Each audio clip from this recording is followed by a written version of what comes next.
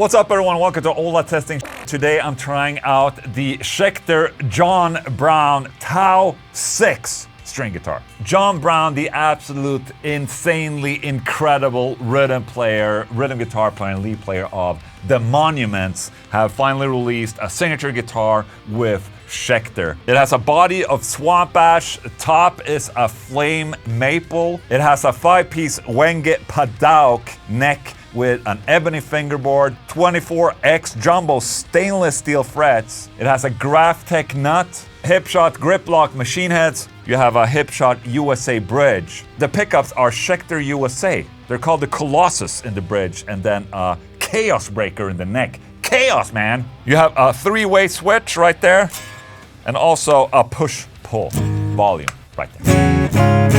Very nice. For this demo, I figured I would bring out the chug pedal again. I haven't played that in a while, so you know I'm ready to chug away. Let's go. Okay?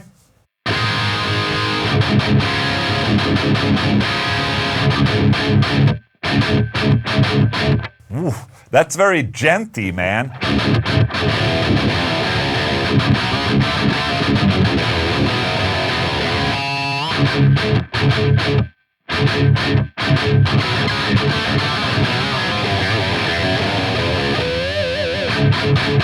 Dude, that's a lot of mids in that pickup right there. The Colossus.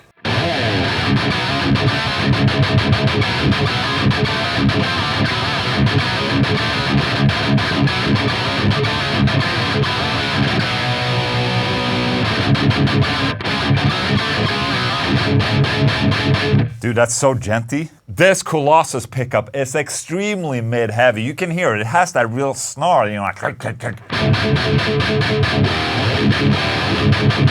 Obviously very profound in the genre of djent. You know, it sounds very... where it's very important to have a really choppy and very, you know, distinct mid-tone.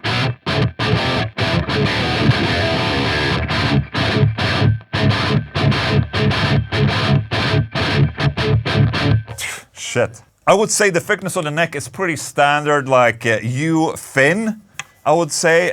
Very comfortable to play.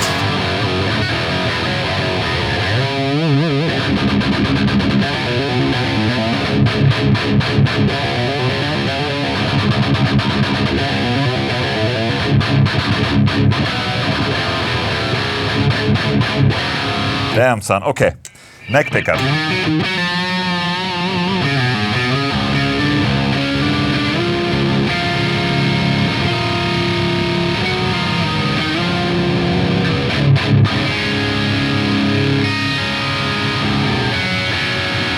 I mean, with that mid hump, it becomes insanely clear in the chords. Listen.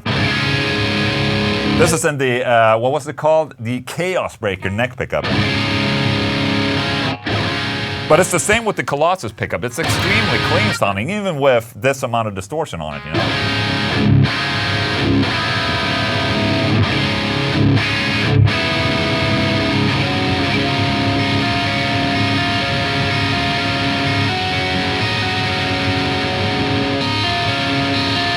A little split.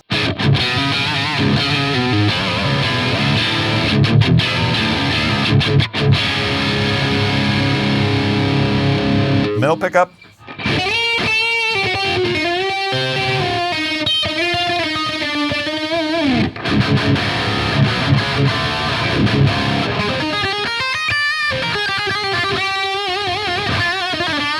I think the pickups, they sound really good for both leads and rhythm. It's very modern sounding, maybe a little bit too modern for my taste, but I understand why it's there. I understand why it sounds like this.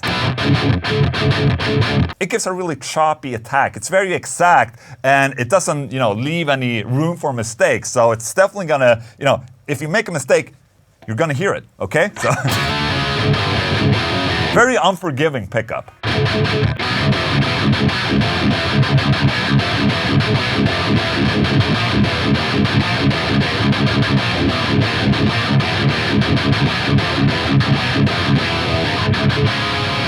You know, John has an insane right hand. I don't know if you've seen any videos of him playing, but it's insane and it's insanely accurate.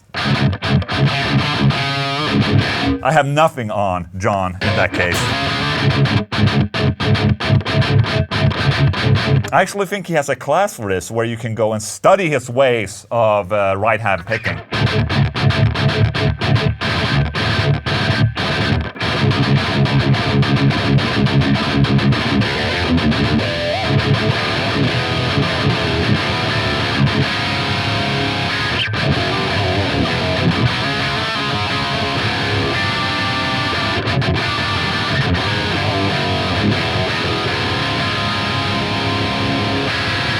People are complaining I'm just playing the D, but let's play a D minor.